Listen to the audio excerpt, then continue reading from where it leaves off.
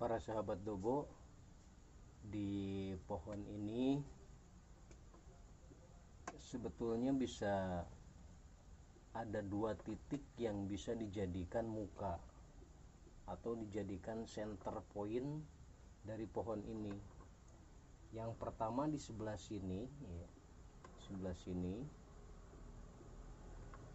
nah, di sini, dan yang kedua di belakangnya, yaitu di sebelah sini. Nah, dua muka ini atau dua center point ini tentunya harus kita mengambil satu titik di mana itu menjadi center point. Nah, ketika para sahabat menemukan di pohon bonsai para sahabat yang memiliki dua center point, maka yang paling pertama adalah cari kelebihan-kelebihan di sudut yang akan dijadikan muka tersebut. Nah, saya mengambil center pointnya itu di sini. Kenapa saya ngambil di sebelah sini?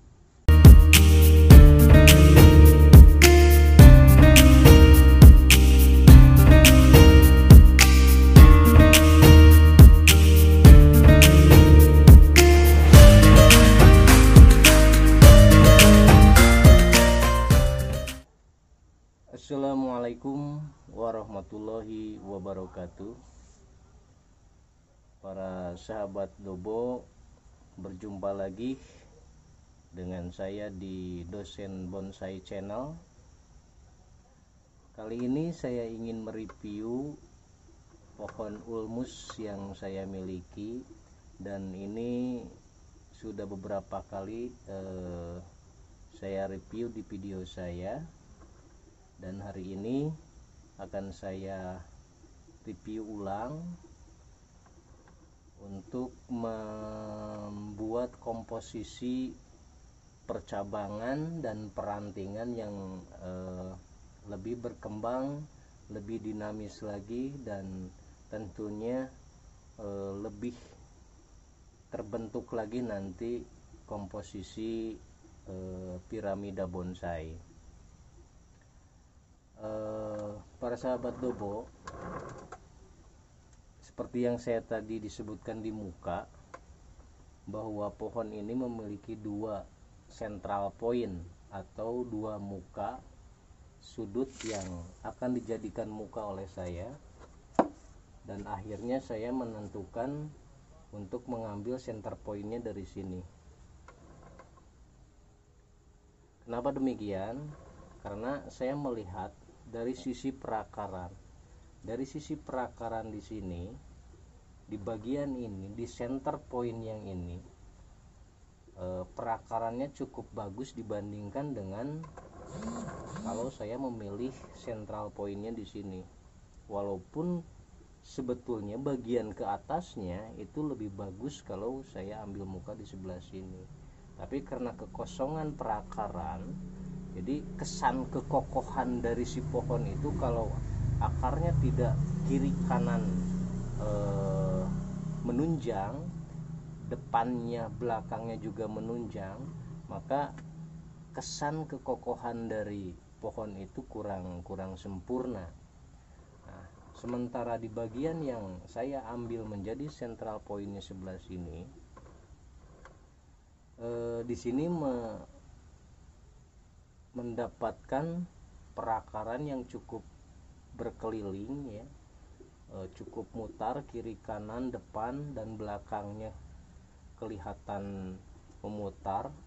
Maka saya menentukan bahwa central point dari pohon ulmus ini yaitu di sebelah sini, ya sahabat. Nah, karena central pointnya sudah saya temukan, maka otomatis pembentukan ke bagian atas, percabangan ke bagian atas, perantingannya nanti itu ditentukan di central point sebelah sini para sahabat. Ini pohon yang beberapa saat ke belakang saya cangkok ya, dan saya memiliki 5 cangkokan, dan beberapa kali saya review juga sebagian.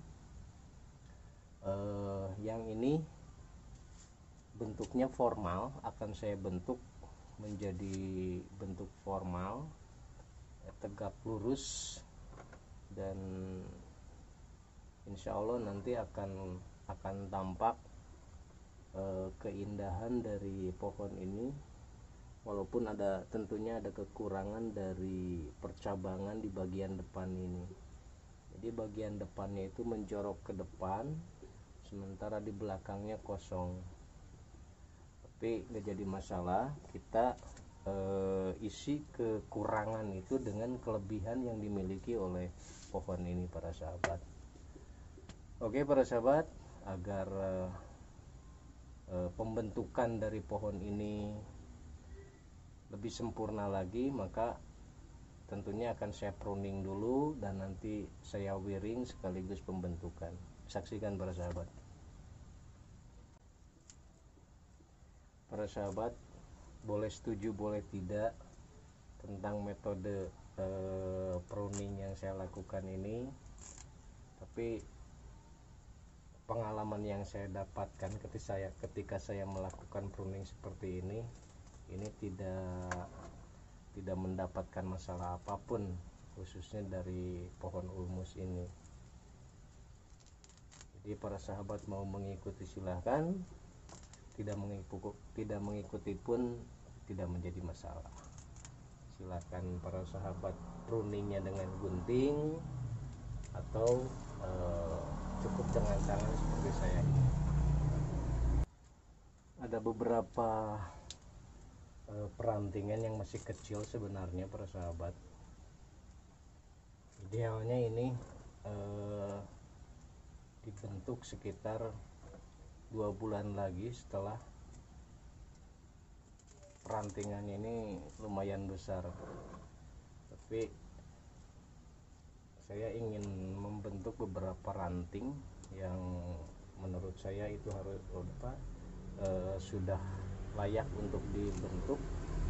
Jadi saya coba pruning saja seluruhnya, nanti bisa dilihat atau bisa ditentukan mana yang sudah perlu untuk dikawat dan mana yang dibiarkan saja tanpa pengawatan.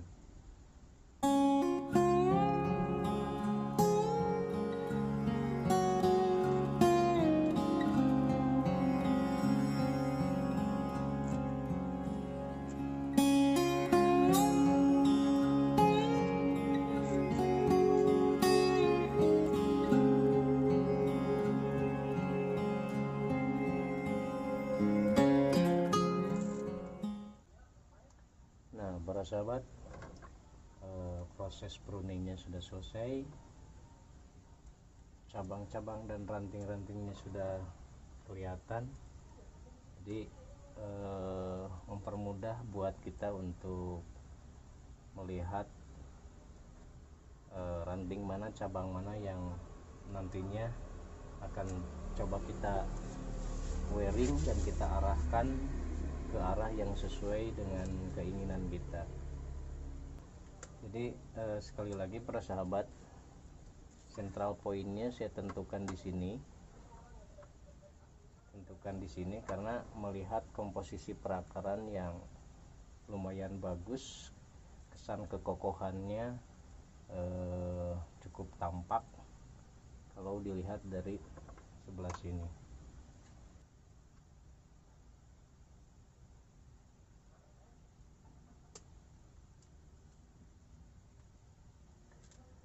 Jadi ada beberapa bagian para sahabat yang mesti harus segera kita potong biar proses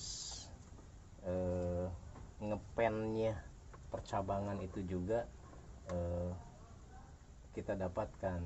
Ya kayak tadi barusan di sini masih menjulur panjang ke bagian ini, tapi di sini ada 2 ranting sebagai pengganti yang menjulur panjang nanti. Nah, baru kita potong di bagian sini dan menumbuhkan membesarkan ranting yang kita sisakan di bagian ini. Nah, nanti besarnya ranting yang ini itu akan ditarik dengan besarnya ranting yang ini. Dia akan ditarik, dibesarkan lagi dengan ranting yang ini, dan ini akan membesar. Nah, nanti besarnya ini dengan besarnya ini itu tentu akan tidak seimbang. Ini akan lebih besar dan ini lebih kecil daripada ini. Dan itu tentu menjadi dasar untuk membuat bonsai. Jangan sampai ranting yang ini sama ujung ranting yang di sini nanti itu sama besarnya. Jadi membuat ranting ini pun tentu berproses. Kalau misalnya nanti ini sudah besar, ada ranting di sini yang tumbuh, kita potong, biarkan ranting itu tumbuh. Jadi terus begitu. Nah, biar yang bawah itu lebih besar daripada yang atas. Jadi gitu para sahabat. Dia bukan cuma di batangnya saja besar di bawah, kecil di atas, itu bukan cuma batang saja, sampai ke cabang, sampai ke ranting, sampai ke cucu ranting itu dibuat seperti itu. Jadi yang paling bawah atau paling dekat dengan batang, misalnya cabang nih, paling dekat dengan batang itu harus lebih besar dengan ujung yang ada nanti di bagian cabang tersebut. Seperti ini para sahabat. Ini kan sudah panjang di sini nih para sahabat. Di sini ada beberapa ranting. Karena di sini ada beberapa ranting, ya tinggal kita potong saja di bagian ranting yang paling dekat dengan batang.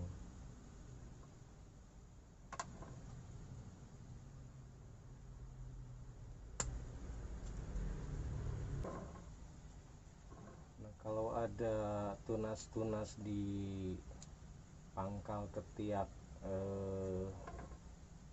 ranting atau cabang, dibuang saja para sahabat. Itu mengganggu beredarnya atau distribusi makanan dari media tanam ke batang, ke cabang, dan ke ranting serta ke daun. Nantinya dibuang saja yang tunas-tunas kecil yang mengganggu di setiap ketiak cabang dan rantingnya para sahabat. Kemungkinan hanya beberapa ranting saja yang bisa saya wearing para sahabat, karena masih kecilnya perantingan yang dimiliki oleh pohon ini. Kalau kita paksakan di wearing itu kemungkinan besar si ranting itu akan mati. Kenapa akan mati? Karena ketika ranting yang kecil ini kita wearing, misalnya nah, karena ini kecil, lalu saya simpan di rooftop dengan pulsan sinar matahari yang cukup terik, cukup tinggi, maka si kawat ini otomatis akan panas ya, akan panas, dan ranting yang kecil itu akan sangat rentan mati. Berbeda dengan ranting yang sudah kuat, sudah tua, sudah tahan dengan sinar matahari durasi sekian jam atau setengah hari, itu dimungkinkan kuat, maka ranting-ranting yang besar itu akan tetap hidup.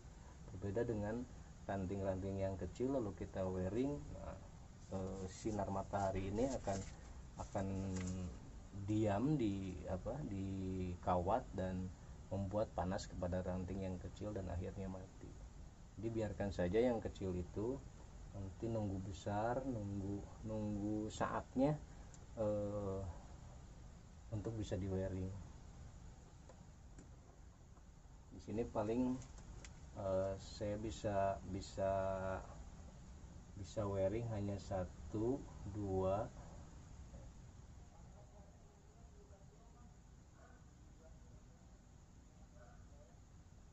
yang ini bisa hanya beberapa, paling sekitar 3 dan 4 ranting, itu pun hanya untuk membengkokkan saja sebetulnya, biar si ranting itu didanai ke atas, tapi saya bengkokkan jadi satu belekukan saja, satu bengkokan saja, tidak mesti harus dililit sampai ke ujungnya. Jadi ini cukup dengan kawat nomor 1 saja, nomor 1 dan nomor 2 saja ini para sahabat. Dan kalau ranting kecil itu jarak ikatannya itu diperpanjang aja, diperlebar saja, jangan lilitan yang cukup rapat, tapi dilebarkan saja para sahabat.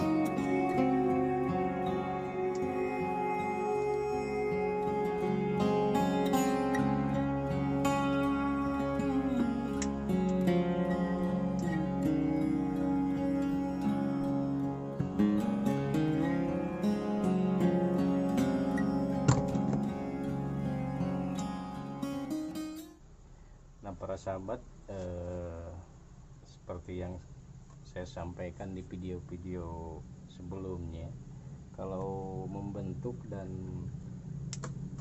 mewiring bonsai itu biasanya saya membentuknya dari bawah ke atas.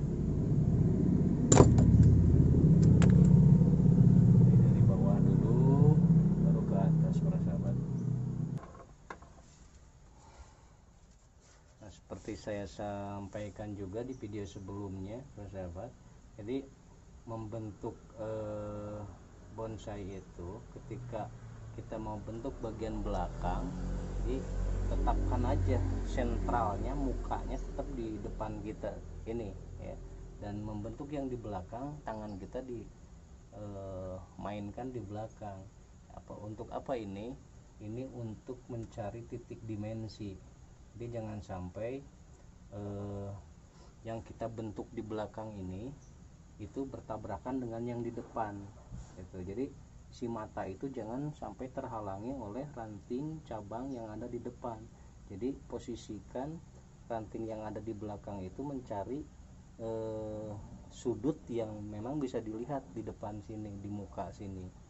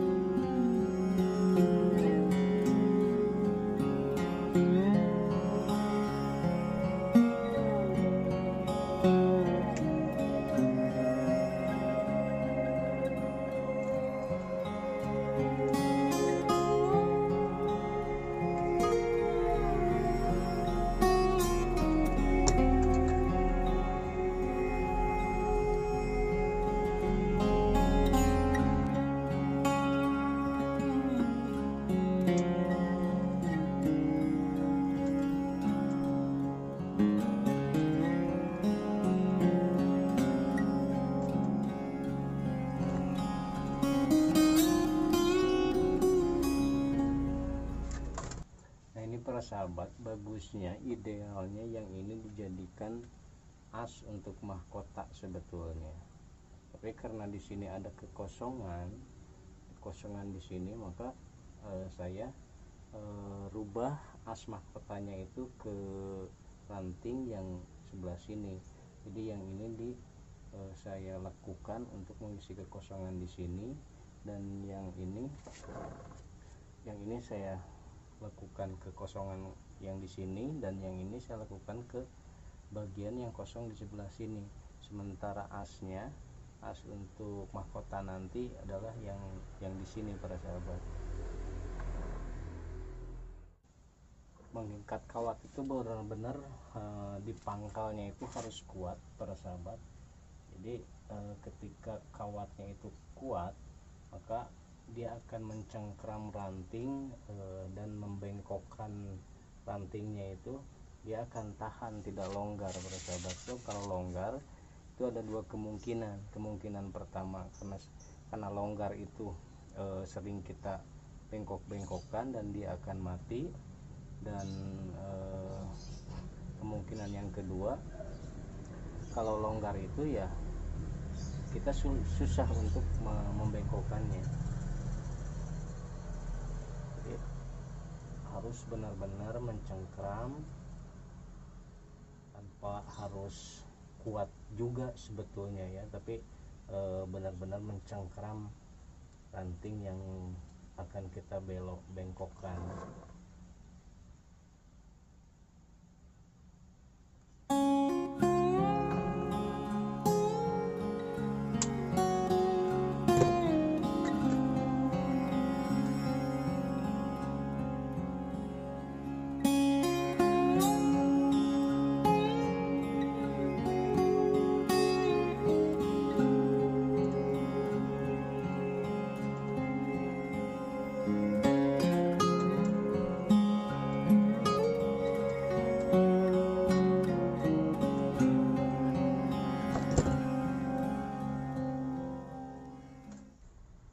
Para sahabat,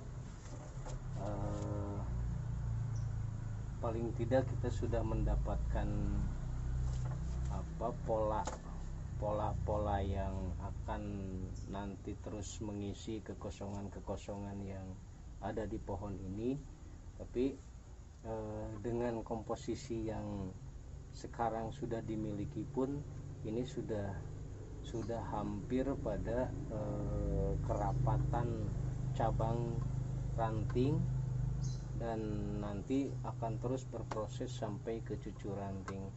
Nah, ini pembentukan pola-pola pembentukan yang terus saya lakukan untuk pohon ini nanti menjadi as untuk mahkota di atasnya.